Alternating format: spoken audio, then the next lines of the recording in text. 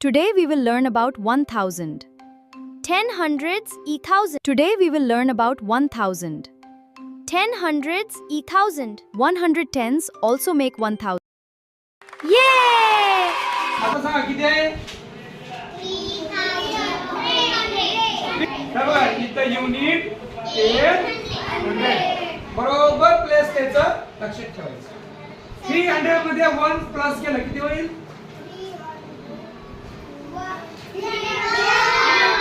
तसा इथं मी 500 लिहिलं याच्यात 1 प्लस करा. राईट. जर मी इथं असं केलं 699 याच्यात 1 प्लस केलं किती होईल? 700. राईट.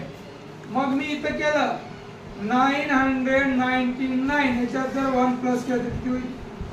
1000. बरोबर आहे का बघा?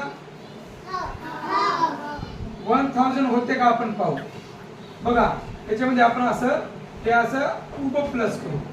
बघा 9 मध्ये 1 प्लस केल्यानंतर किती होईल? 10 ला इथं 0 कॅरी वर इथं 1 परत 9 मध्ये 1 प्लस करा. 10 ला इथं 0 येणार आणि इथं कॅरी वर 1 होणार. मग 9 मध्ये प्लस 1 करा. इथं 10. बघा युनिट 10 100 झालं 1000.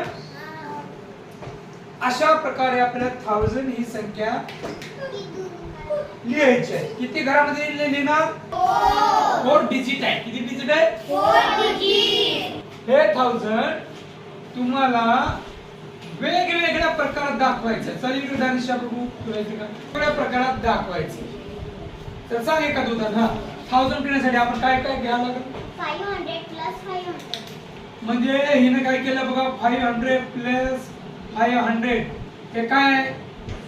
Unit. तर हे युनिट आहे. काय रे? Unit. त्याला एकक म्हणतो आपण. काय म्हणतो? एकक. इंग्लिश मध्ये युनिट. हे युनिट्स आहेत मोकळे सुट्टे. सिंगल सिंगल सिंगल 500 500 मिक्स केल्यावर 1000 होते. आणखी आता वेगळ्या प्रकारात सांगतो. जर मी घेतलं 110. तर 10 किती घ्यावं लागेल?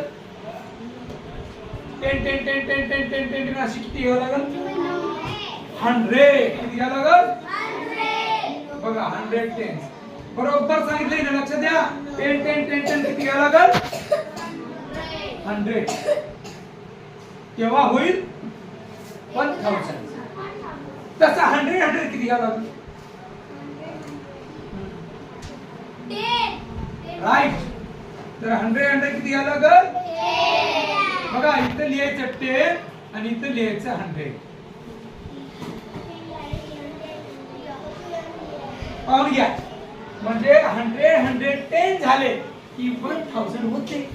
हे बघा असं पण सांगता येईल. बघा समजा तुम्ही घेतलं 900 प्लस किती घ्यावं लागेल?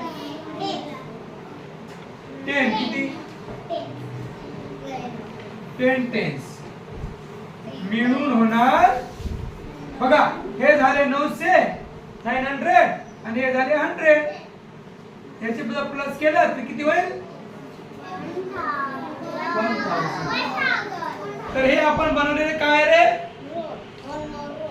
हे फॉर्म्स आहेत. फॉर्म्स कशाचे फॉर्म्स आहेत? 1000 चे. कशाचे रे? 1000